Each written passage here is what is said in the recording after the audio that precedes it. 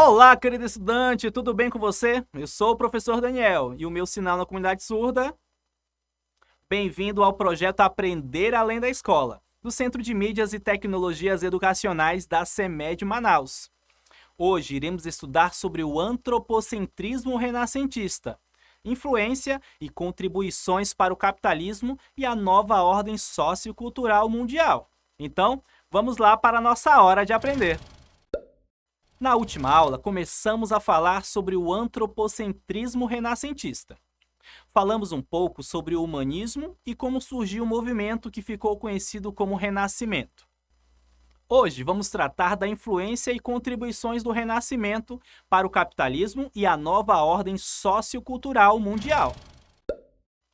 Precisamos lembrar que o Renascimento surgiu na Península Itálica no século XIV, em consequência do enriquecimento de algumas cidades da região, como Gênova, Veneza e Florença.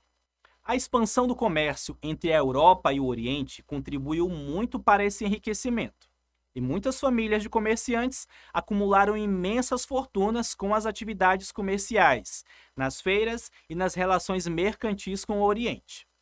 Mudanças já vinham acontecendo, mas a crise que atingiu a Europa no século XIV acelerou esse processo. O feudalismo entra em declínio. As relações de servidão são substituídas pelo trabalho assalariado. Os reis conquistam grande poder. A burguesia se fortalece economicamente.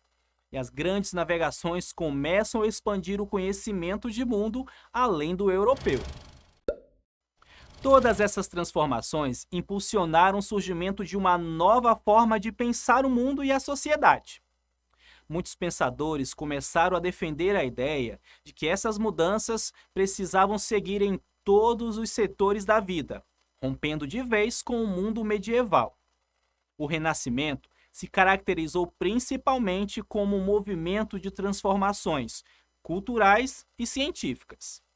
Contudo, não foram apenas essas áreas atingidas pelo movimento. Essa nova visão de mundo surgida com o Renascimento mexeu muito com as relações econômicas. A burguesia que surgiu a partir dos burgos, espécies de cidades ao redor dos castelos medievais, desenvolveram inicialmente um comércio interno para atender à demanda cada vez maior de pessoas que chegavam às cidades em busca de melhor qualidade de vida. A partir do comércio cada vez mais intenso, essa classe social que comandava o comércio, a burguesia, enriquecia, acumulando mais capital, e as feiras livres contribuíram ainda mais para isso. As feiras livres foram essenciais para o fortalecimento da burguesia, pois contribuíram para o desenvolvimento de atividades manufatureiras, para o aumento da circulação de mercadorias, para o retorno das transações financeiras, para o reaparecimento da moeda e para a formação de associações de controle de produção e comércio. Outro fator que contribuiu para esse contexto foram as cruzadas. Um dos interesses desse movimento era buscar terras que atendessem à crescente demanda econômica que surgia na Europa, e foi fundamental para que a civilização trilhasse novos caminhos. As cruzadas permitiram que a economia feudal entrasse em contato com a economia oriental. Assim, o medo das terras longínquas deu lugar a um espírito empreendedor. A abertura do comércio pelo mar Mediterrâneo, com as rotas comerciais, possibilitou o desenvolvimento das cidades ocidentais, além da aproximação dos saberes das civilizações europeia, muçulmana e bizantina. A economia feudal, aos poucos, mostrava-se incompatível com a busca pelo lucro, o racionalismo econômico e o aprimoramento da tecnologia. Era preciso uma reorganização do modelo de produção que atendesse ao novo padrão de consumo. Aos poucos, o feudalismo dava sinais de sua crise. Comerciantes das cidades italianas de Veneza, Florença e Gênova aproveitaram a situação, principalmente utilizando o mar como rota de comércio.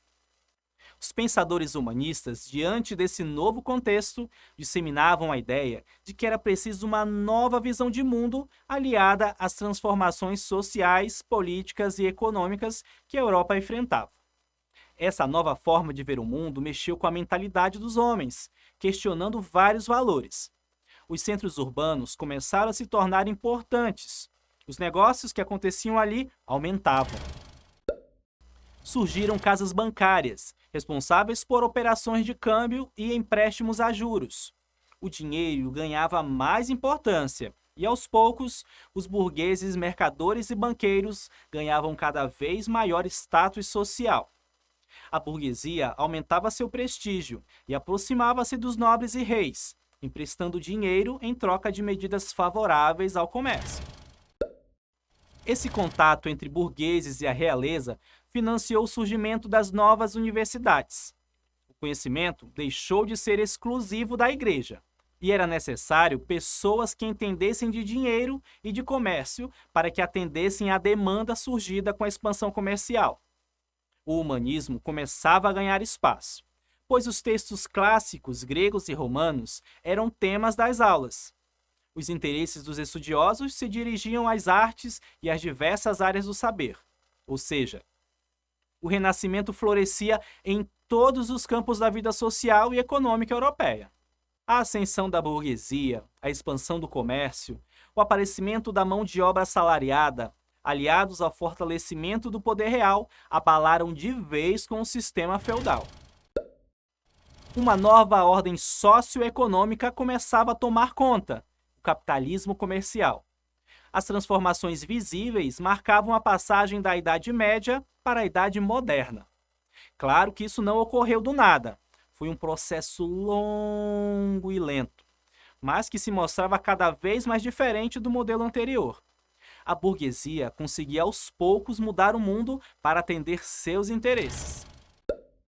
Uma das grandes tecnologias surgidas nesse contexto foi a prensa de caracteres móveis, feitos de chumbo, aprimorada a partir de um modelo chinês por Gutenberg, a partir de 1450. A reprodução de livros em grandes quantidades permitiu a difusão das ideias humanistas para várias regiões da Europa. Apesar da facilidade que a prensa de Gutenberg trouxe, ainda assim muitas ideias dos humanistas eram condenadas pela doutrina da Igreja. Alguns foram perseguidos, torturados e condenados à morte. Giordano Bruno, um frade da ordem religiosa dos dominicanos, dizia que as estrelas fossem sóis, distantes, cercados de seus próprios planetas. E insistiu em dizer que o universo era infinito e não poderia ter um centro. Miguel Servet rejeitava a ideia da predestinação e que Deus condenava almas para o inferno por valor ou mérito. Para ele, Deus não condenava ninguém que não condenou a si mesmo através de seus pensamentos, palavras ou ações. Além do mais, ele criticava a doutrina da Trindade. Os dois pensadores humanistas foram condenados à fogueira por esses seus pensamentos e foram queimados vivos. Galileu Galilei defendia o sistema heliocêntrico, no qual o Sol era o centro do mundo. Para não acabar como outros pensadores humanistas, teve que negar suas ideias para escapar da condenação à fogueira. Ele teria dito: "Juro que no futuro nunca mais direi, nem afirmarei verbalmente, nem por escrito, nada que proporcione motivo para tal suspeita a meu respeito." Mesmo com a censura imposta pela Igreja, as ideias continuaram florescendo. Os pensadores renascentistas seguiram trocando ideias, realizando novas descobertas, formando discípulos e incrementando as discussões e reflexões no ambiente acadêmico. Isso favoreceu cada vez mais as ideias humanistas, para que assim elas fossem tomando conta da sociedade, que apesar de fortemente cristã, se via diante de um novo jeito de perceber o mundo.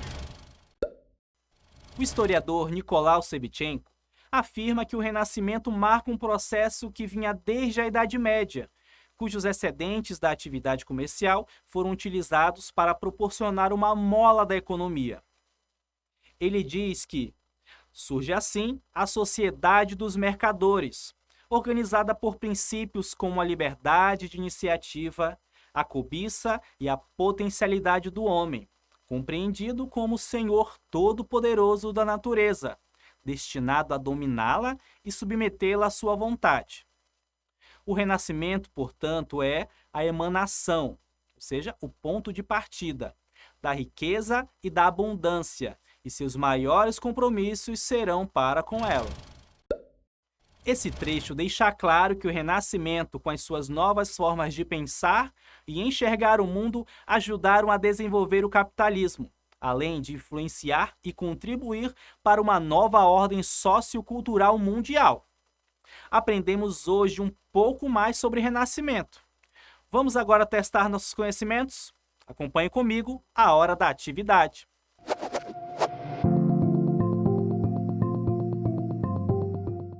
Atividade 1.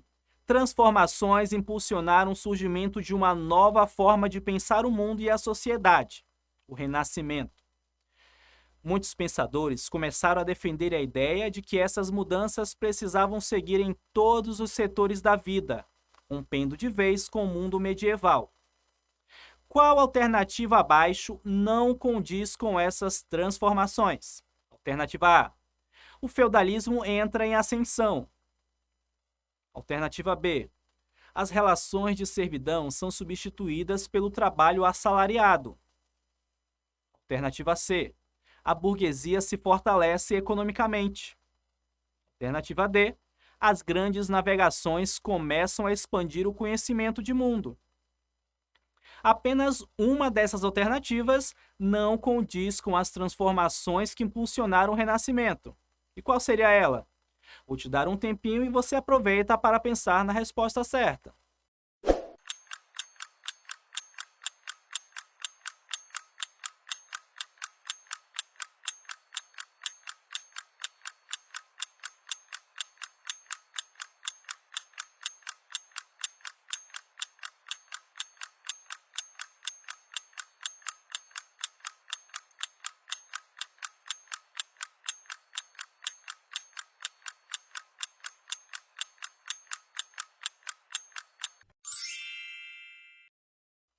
A alternativa correta é a letra A. O feudalismo entra em ascensão. O erro está bem no final, porque uma dessas transformações é o declínio do feudalismo e não a sua ascensão. Ou seja, o sistema feudal caiu com o Renascimento, dando origem a uma nova ordem, o capitalismo. Agora vamos à atividade 2.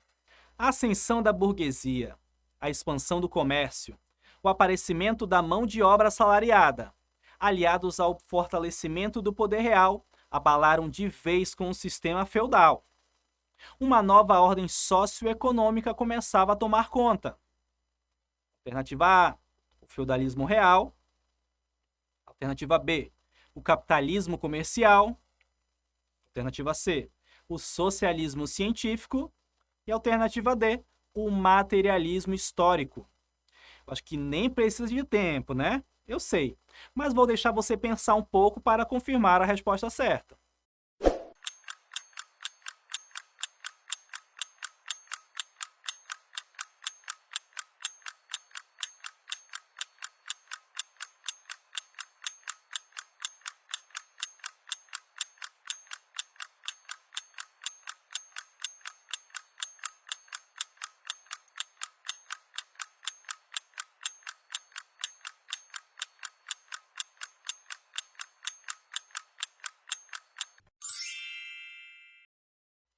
A alternativa correta é a letra B, o capitalismo comercial. Com o sistema feudal em crise, o capitalismo comercial surge como uma nova ordem socioeconômica. Agora vamos à atividade 3. Galileu Galilei defendia o sistema heliocêntrico, no qual o Sol era o centro do mundo.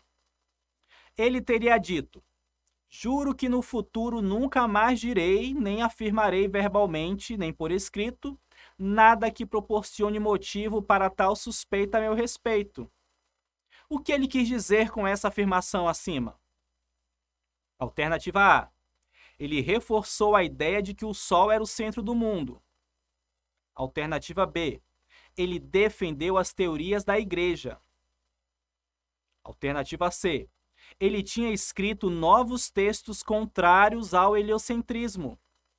E alternativa B, ele estava negando suas ideias para escapar da condenação à fogueira. Por que será que Galileu fez essa afirmação? Você lembra? Falamos na nossa aula de hoje, mas vou te dar um tempinho para lembrar da resposta.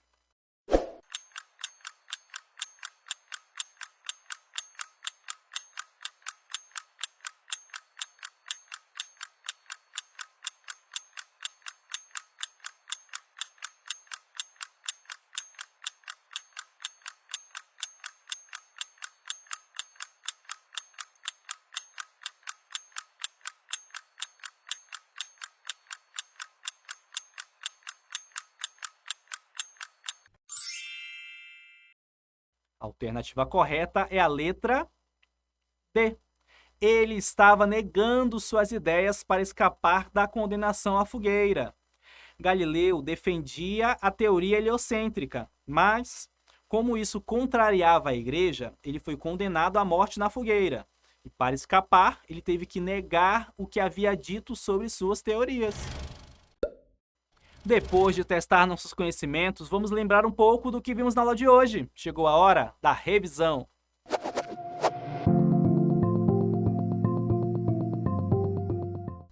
Na nossa aula de hoje, falamos sobre a influência e contribuições do Renascimento para o capitalismo e a nova ordem sociocultural mundial.